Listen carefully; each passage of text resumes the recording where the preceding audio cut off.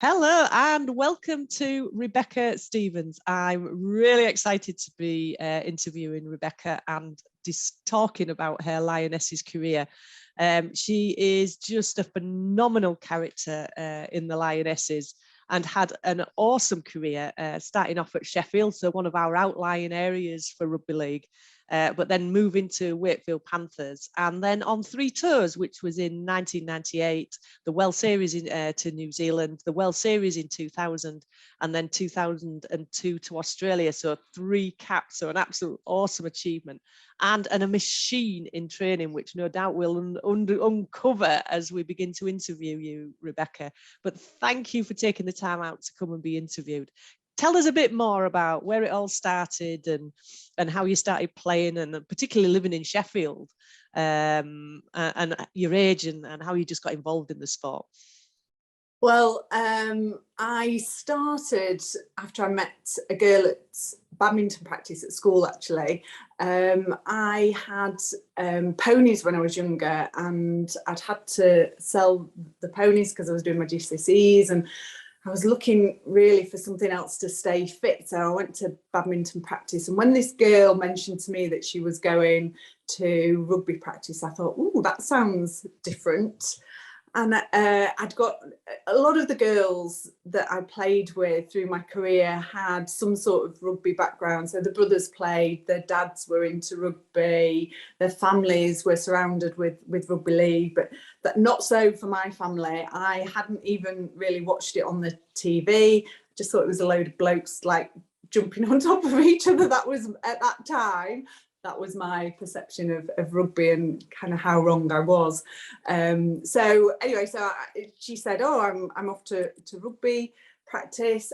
And I thought, oh, I might like that. So off I went. And really, I just fell in love with it. The funny thing was that the girl, Eve, she was called, she didn't like the physical aspect of the game. And so probably a couple of months after I'd started, she actually gave up the game. But of course, that was the thing that I absolutely loved, the tackling and the physicality of it. So I became hooked, and she left. And this was at Sheffield. Was it Hillsborough? It was at Sheffield, yeah. We trained at Hillsborough Park, and we were quite fortunate actually, because we were Hillsborough Hawks. There was quite a lot of involvement with the Sheffield Eagles men's team. They were involved with the men down there a little bit, so there was something of a connection there, which no doubt helped. I think there was a girls' team actually when I started as well, which was great, although I was probably about 15 or 16, so I started straight away with a women's team. I remember my first game, I think I'd only been going training a couple of weeks, because you can imagine we were finding it difficult to recruit women to play in a very kind of football dominated city. And so I think it was, anybody that they could put in a shirt. So I got a shirt, and I got my first game, and they put me on the wing, and I remember having absolutely no idea what I was doing, but they were great with me. They were really great. I don't think I even touched the ball actually. And how old would you have been? Yeah, I would have been around 15 or 16. Wow, yeah. And it was probably better that way, I think, that I didn't touch the ball, but I did tackle that, and it's always been, my thing since then is just tackling in the centre of the pitch. My husband played rugby league and union, but he was a winger, so there's constant kind of battle in our house about the glory boy scoring the tries, and doing the hard yards in the middle of the park like I did. Yeah, and that was something actually you were renowned for, was because you were a forward, weren't you? You were particularly in the second row, weren't you? Yes. But actually your dedication and commitment to training and being the best that you can was something that I always remember, very much so. And you're watching your diet and what you're eating, and that level of that. So tell us a bit about your pathway into Great Britain then, from those Sheffield days.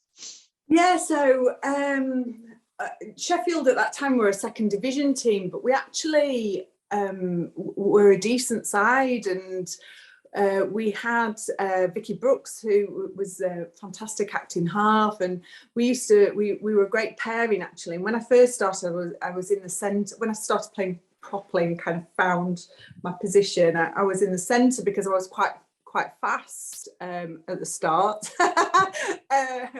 And then I slowly, you know, we did okay. We played in the second division final at Batley. I remember that because it was the ground, there was not a blade of grass on the ground, and our legs were just completely cut to shreds. And that was a tough game against York, who just, you know, wiped the floor with us. Actually, Julie Cronin was just formidable, really. But because of that, I think we got quite a few decent players in our team, and so I got a call up to play for Yorkshire, and I played a few county games, and it was after that I got the call from Jackie inviting me to be part of the training squad for the 1998 tour to New Zealand, which of course was a dream come true for me. You know, I remember, I think I trialled before that and I missed out. I didn't get in. So that must have been for the 96 tour. And then, so I was absolutely delighted, kind of coming from a second division club as well, having made that cut. So yeah, that was the start of it. And how did everyone else around you, your family and friends, what did they feel about it? Oh, absolutely ecstatic. I mean, you know, my dad was one of my biggest supporters. My mum hated it. She hated, as like I said before, we'd have ponies, we'd done show jumping. She hated that because, you know, you got flung over the fence and through a fence and wherever with the horse. She hated that. She was terribly nervous. So then when I went and played rugby, she was beside herself, and you know, she'd always be on the sidelines, get off that. This kind of thing. But my dad absolutely was kind of made up with it, and you know, both of them went to all our matches in all weathers. Being a parent now, standing on the side of the football and the rugby pitch, I have a lot more empathy for what they went through, because it's one thing going out and playing in those awful conditions, but you know, standing on the sideline when it's freezing cold, and you know, travelling all over the country up to Barrow and Cumbria and so on, and yeah, they'd always be there supporting. So when, you know, that hard work all seemed to be paying off, they were, you know, they were absolutely delighted. Yeah. So how old were you when that 98 tour? I'm trying to do the maths. Yeah. I would have been, well, I was born 77, so I'd been 21. Yeah, brilliant. So can take me through then, because there'd been a step change from the 96 tour around sort of fitness and conditioning, and really beginning to, you know, having beaten the Australians in 96, you know, the New Zealanders were the unbeatable team. Tell us a bit more about both on and off the field and the preparation and everything linked to the tour. Yeah, I was really fortunate because of the link through Sheffield. I got to know Simon Warsop, who was a strength and conditioner there and at the time, and he was really good, really helped me in the gym. My strength, the difference from the programme that he provided was immense, really. There was a real professional kind of attitude then to it, and I was really fortunate because I had a lot of one-on-one work in the gym, and with all sorts, with the tackle shields, with sprints, with agility, all of that, and it really did feel like a step up. There was a proper training programme in place, and obviously we were fitting that in around our other commitments, because I was a student at the time. I was at Leeds University studying law, so that was quite an intense university course. Lots of women were holding down full-time jobs. Some of them had families. I mean, having a family now, trying to imagine doing that level of training, I can't imagine how they actually managed that, but we did, and there was a definite increase in awareness, really, about what was necessary to be the best in the game, not just kind of turning up to training a couple of nights a week and then playing on a weekend. We had really serious programs, still get in the gym and do the old hand cleans and power cleans now.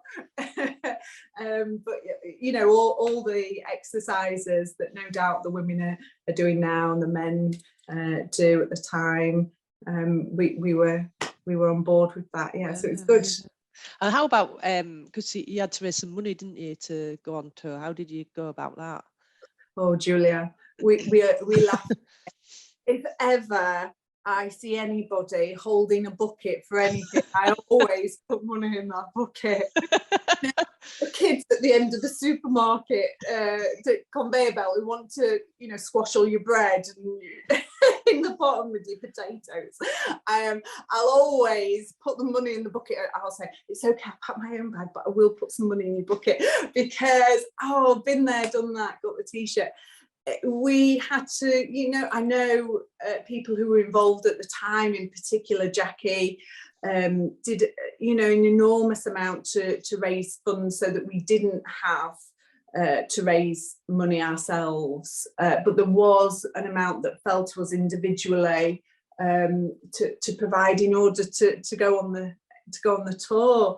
So it was, some people were really good at that, and kind of had clubs that supported that, and not that my club didn't, but I just don't think I was particularly very good at raising the money. But I remember going around, all sorts of games, rattling buckets, begging for any spare change to get us to New Zealand. And people's attitudes were quite diverse, really. You'd have some people who were very supportive and very interested in what you were doing. And I suppose that was, if there was any silver lining to that cloud, I suppose the fact that it raised awareness as we were at these men's games, rattling these buckets to try and get us to New Zealand. That was it. But we also met with, various derogatory comments that we kind of got used to at the time, which was a shame, and no doubt to some extent that's still going on in the game. But I hope that we're moving away from that now and being taken a little bit more seriously. But at the time, yeah, we did all sorts of crazy things to raise any money we possibly could. Yeah, and interestingly, because now it's part of the performance department, is the women's game, which at that time it wasn't. So at very, very different times, and although the funding isn't as much as the men, there is significant funding goes into it, which is lovely, isn't it, to see that step change? It's wonderful that, hopefully we've been part of that process, because, nothing is ever kind of just handed out. We've paved the way, I suppose, for that, and I'm so glad to hear and to learn that things are finally changing, and I see it you know, on the television, in the social media, perhaps not changing quite as quickly as we would like 20 years on, but that we are finally getting there, and women are receiving some recognition and as athletes in their own right, not second rate to the men. You know, it's nice. I think that the Women's Rugby Union World Cup is now being held separately to the men's, so that it's not the kind of curtain raiser event. And I understand the advantages of doing that at the minute in Rugby League, because then you spread awareness and you get people watching the game and taking an interest in the game. But I thought how refreshing in Women's Rugby Union that this is a standalone tournament for the women. Not, well, here's the warm-up game before we see the real rugby played. Yeah. There is definitely a step change in women's sport in general. And actually, I did go to a Headingley Cup final. I think you went there, and it was lovely to see the Women's Cup final standing on its own two feet. And that's where we need to take internationals, isn't it? Absolutely, I did. I took my little boy and he really enjoyed it. It's a shame that the scoreline wasn't a bit closer to make the game more exciting, but that's often how these things go, isn't it? But I think there was quite a decent attendance there as well. Yeah. 4,000 people. It was really nice to be back and see some rugby, some exciting rugby, and the chat that I heard was really positive. Still though, sadly, you know, people almost surprised by the level of skill and fitness, which is a shame that's still almost a novelty. I hope we're moving to a time where it's just accepted and the norm and the expectation, I suppose. It would be great. Definitely, it will, definitely. And I do think it is changing, definitely. So that first tour, that 1998 tour, tell us a bit more about that. What are your memories of that? What sticks out in your mind? Oh gosh, right. Well, I think probably at the beginning, before we went on tour, it was quite difficult for me. I was coming from a second division club. There was only me from my club, and I was suddenly playing and training in a team with these women who I really revered. You know, Brenda Dobeck, Lisa McIntosh, people who, you know, if you ever kind of got on a pitch against them, you knew you were going to be up against it. And then I'm training with them, so I found that quite daunting at first. Oh, don't drop the ball. Oh, what are they going to think of me? You know, this type of thing. And kind of fitting into that. But actually they were fantastic with me, so I was really welcomed, and so that was really nice. And then on tour, I loved New Zealand, absolutely loved it. I loved the place, I loved the people, loved the culture, so that was amazing to be part of that. And it's something that I often say to people, you know, there's no experience like being on tour, and being on tour with your team, but a national team, you know, it's something that's really, really incredibly special. And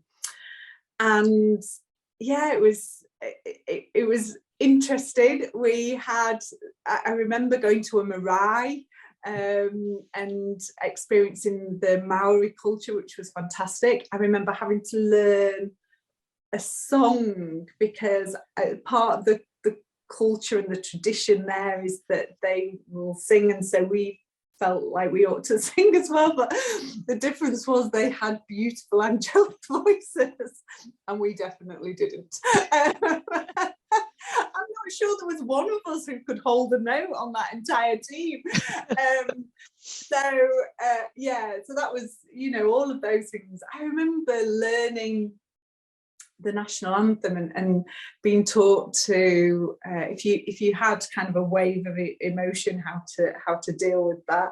And it's funny because at the time that didn't affect me. I didn't feel emotional when I heard the national anthem, but you know, now if I hear the national anthem on the TV, I'm transported immediately back to standing on the pitch with my team there representing your country, and it's really special. That's when I get a lump in my throat now. Oh, what lovely memories. Were there any standout characters in the team then? Oh gosh, standout characters. Well, I was really taken under Sam Wood's wing. Woody really looked after me, and you'd think that we were quite an unusual pairing, really. But to this day, she remains one of my really good friends, and I know she helped me and my husband pick our wedding venue. She took us around all these different places, and she's one of the people that I know that, you know, in the middle of the night I was stranded somewhere, or, you know, in desperate trouble, I could call on Woody, and she'd come and help us out. So yeah, like I say, we're quite an unusual pairing probably, but we became good friends on that tour, and obviously, you know, I was quite different in a number of respects to a lot of the girls. I always well, you wouldn't see me, as now you don't see me out of the house without my makeup on. So, and the same was true on the rugby pitch. So I would train in makeup. I would, when we played an international game, I had going out makeup on. I always used to come off the pitch with, you know, like my hair was all over the place, and I looked like a panda because my mascara down my face, and, you know, but I went on looking quite good. But that was kind of, it became an in-joke, you know. Got various nicknames. One was Lashes, and it was kind of just accepted that that's how I was. Yeah. And in fact, the kangaroo court, your punishment was taking your makeup bag, wasn't it? Oh my goodness. Oh, that's right. Yeah. So I took my wig and gown, my barrister's wig and gown, to New Zealand, and we had kangaroo court, and it was I was charged on having too much makeup, wearing too much makeup. That's what they did. They found me guilty, and they confiscated my makeup unless I pay a very heavy fine. And guess what I did? I paid the fine straight away. Brilliant. Oh, fantastic. So what about the next tour? So the next was at home in 2000, wasn't it, in the UK, the World Series? It was, and I had a serious injury before that tour. I tore my anterior cruciate ligament in my left knee, and there wasn't enough time. I had the arthroscopy, and they said I needed an operation. There wasn't enough time to have the operation and to have all the rehab before the tour, and I did not want to miss that tour. So you can imagine I was absolutely heartbroken. So I decided that I wouldn't have the operation done, and we'd see where we got with doing rehab work. And so I enlisted the help of Patrick Moran, Paddy, who I think is now with the Welsh Women's Rugby Union team, but at the time he was with the Leeds Rhinos. I was a student at Leeds, and then living in Leeds, and he was absolutely amazing with me, and he worked so hard, and I managed to play the World Series without the operation. I still haven't had the operation. I'll have to have it at some point, I'm sure. But they basically said to me, well, you know, if you've done all that without it, then, you know, crack on. So you'll see the pictures of me. It's how you can kind of pick me out, actually, after 98. So in 2000, 2002, I've always got my knee very heavily strapped. So that was kind of the preparation for that. And I think at one point it was a little bit touch and go as to whether I would be fit enough, but I did pass the test, and I was in. And so it was amazing to be on home soil. Really, really nice. I mean, you don't have the same excitement as being away and experiencing a different country in the way that you do when you're on tour, which is different to just being a tourist, kind of holiday tourist.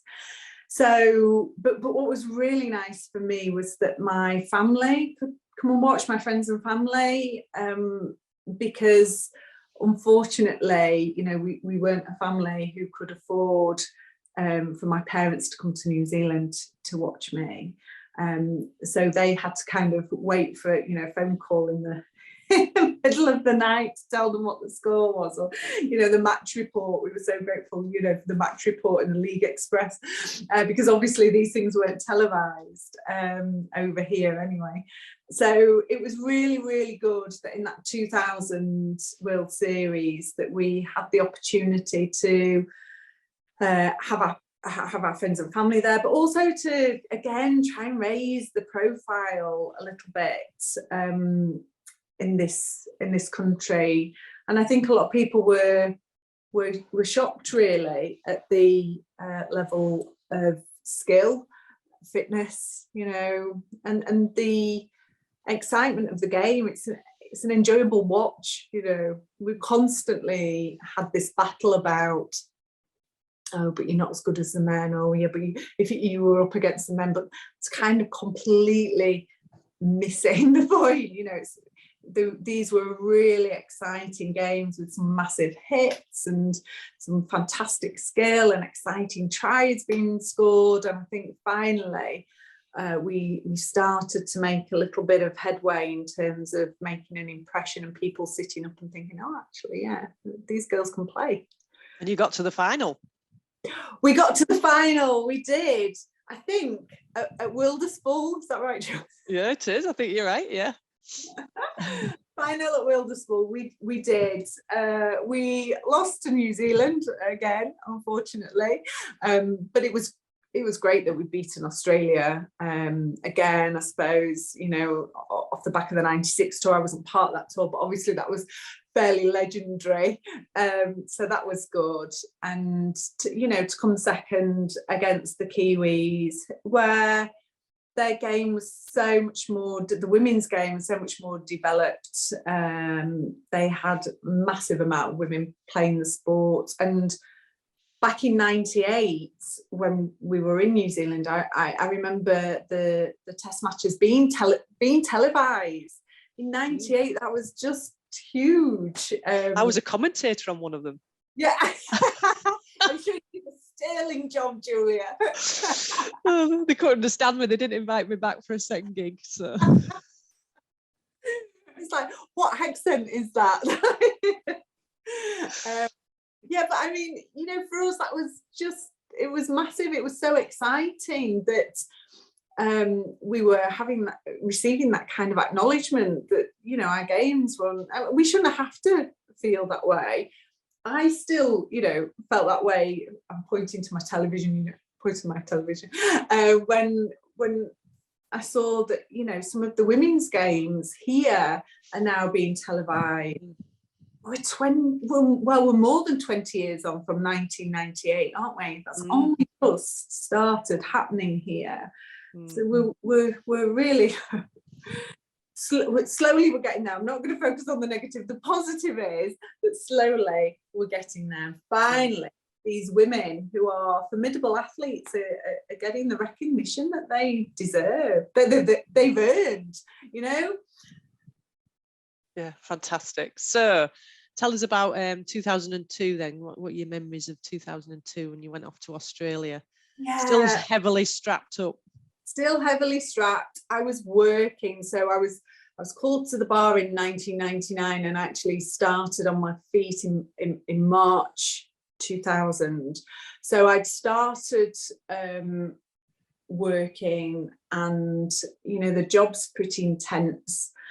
And although it was practicing criminal law, criminal barrister, and so clients were often quite impressed if I turned up with a black eye, and you know, I remember broke my ankle, I was hobbling around on crutches for some time, but yeah, so that was all okay.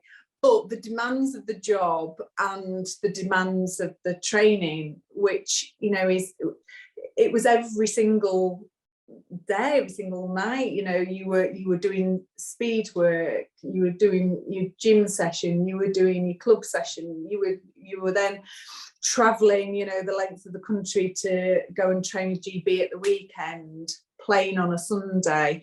And so I found it quite difficult to manage both things. And there was a point before 2002 tour that I thought, actually, I can't do this, it's too hard. And I really thought about dropping out, and I'm so glad I didn't, because it gave me that one last opportunity. It's funny actually, because when I've been seeing on the social media the 2003 tour, it looked fantastic, and I was thinking, oh, why didn't I just try for another year after do that?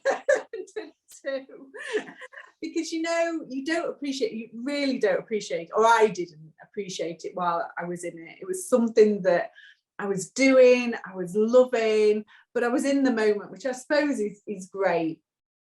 I really wish, and I remember when we went to New Zealand in '98, Simon Walsnott said to me, you know, we didn't have, well, we had mobile phones just, I think, you know, do a diary, write a diary. And of course I didn't, I was too busy. We were, you know, doing lots of exciting things and training hard and all the rest of it.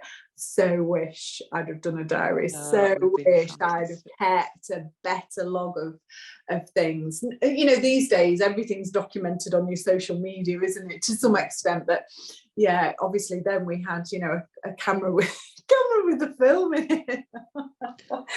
That's how old we are. They weren't colour though, Julia. They weren't black and white. They weren't black and white, yeah. So what do you think the most challenging part was? Challenging part, 2002.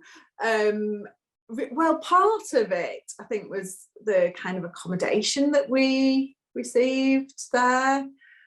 Most of the accommodation was not great, and probably wrongly, but it felt at the time that there might have been some tactical advantage there.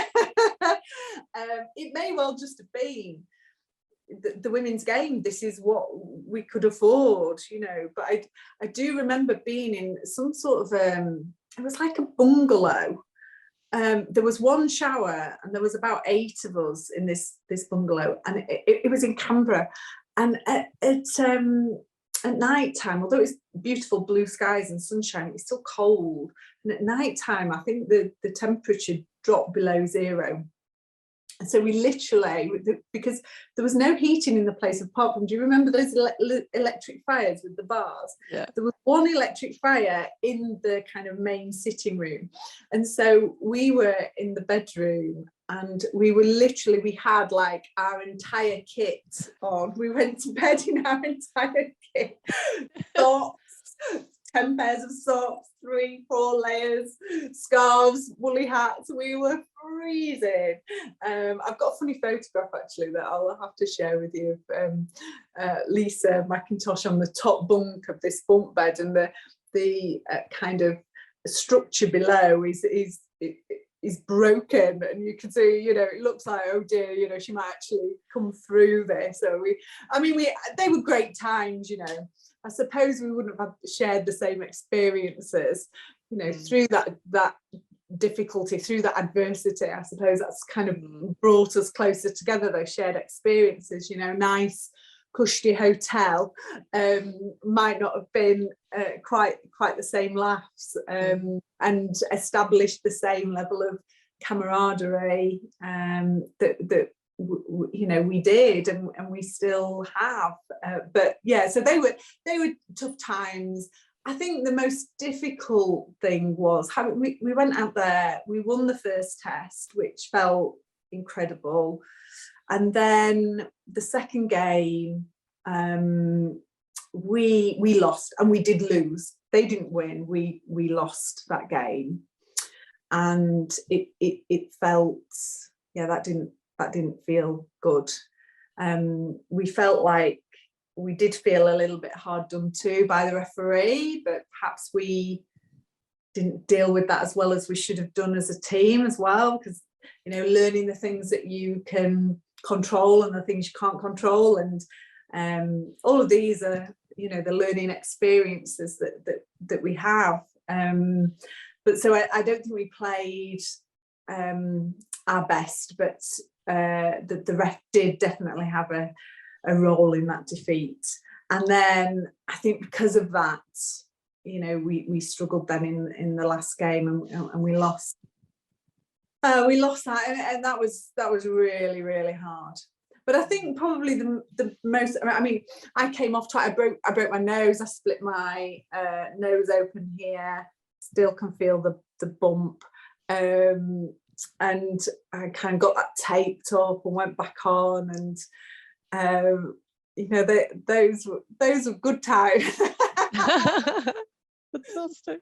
Times walking around with 2 black eyes. But yeah, that was difficult. And I suppose one of the really difficult things was that I knew that was my last game. I decided that was it for me. And having played at such a fantastic level, I really felt that I couldn't then go and play at club level and just pitch up on a Sunday. It's kind of not in me. just to play for fun, you know. I want to win, I want to be the best, I want to be the best that I can be. And so it felt like this was the time to finish, and I hoped to finish on a high. It wasn't quite the high that I'd hoped for, but I did leave my Mizuno Professionals. They were the boot of the day. I don't know what the current boot of the day is, but they were the ones to have, and I left them hanging in the Canberra Raiders dressing room. That was me hanging your boots up, hanging my boots up. Yeah, literally and metaphorically. There they were left hanging. Yeah. Wow. So what do you think is the most positive aspect of your international career? Oh, there are so many positive aspects. There's so many life lessons that you learn, so many opportunities that are opened up to you through those. I mean, I really wish that I'd have actually taken advantage of more of those. I was asked to do some TV presenting. I was asked to write articles in various papers and magazines, which at the time I was so focused on playing and my legal career, becoming a barrister, that I didn't take up those opportunities. And kind of in hindsight, I wish I had. And so that would be a word of advice if anybody's watching this, enjoy the opportunities. And even if it might not be something that you would have thought of at first, just, go with it and give it a try. So that's one of the things. I think, the friendships that you take from it, because you become a family. You are, I tell my little boy now, he's just started playing contact, he's 9, say, you're at war, literally going into battle. And you are, and so when you've been into battle with this woman at the side of you who's got your back, who's, anybody who's, battered you, they'll batter them right back. And I don't think you really get that elsewhere, or even in other sports. Team sports have a fantastic kind of gelling effect and create that family environment. But the physicality of rugby league, I think, really takes that to a different level, because you are going into battle with these women together, looking out for each other. So you definitely that. And I think it's something that, like I say, opened doors for me. I am sure that I got a lot of my pupillage interviews for becoming a barrister, off the bat, because everything else would have looked generally the same, good grades, doing well at this, doing well at that. But, this is a bit different, and what does it say about you? It says that you're disciplined. It says that you're fearless. It says, that you are willing to take things on. And, I think that work hard to achieve all of those things that, in that one line, you've played for Great Britain Women's Rugby League. It says an awful lot about you, I think. Yeah, absolutely. So when you look back on your achievements, what's your reflections?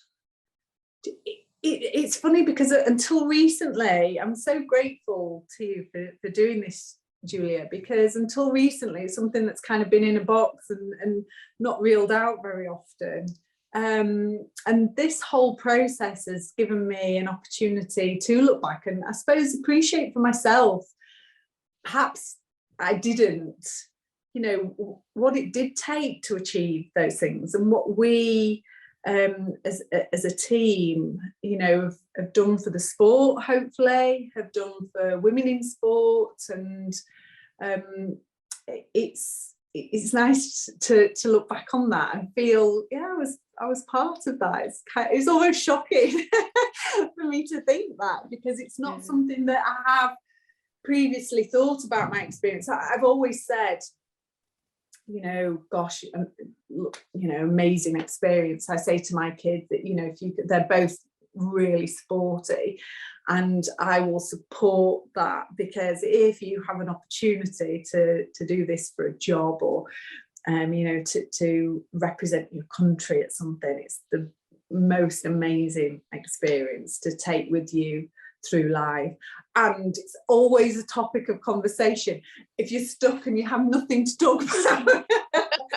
You have nothing in common with, it's always a bit of a, you know, an icebreaker, I suppose. I know I certainly used to kind of get wheeled out to talk to people about that, so yeah, it's good. Oh, lovely. What lovely memories. So personally, what's next for you, and is there anything sort of rugby league wise, or what, or if not, what do you say to the next generation, the generation now? Obviously a Rugby League World Cup coming up where there's a parity, you know, women are playing on the same stage, getting paid the same, and it's on television and things. So, you know, if what would you say to those women now and in the future? Yeah, I mean, in terms of, you know, what's next for me, I'm just waiting for my call up for to be a pundit on these on these games. Yeah, that's next for me. Take a break from a legal career.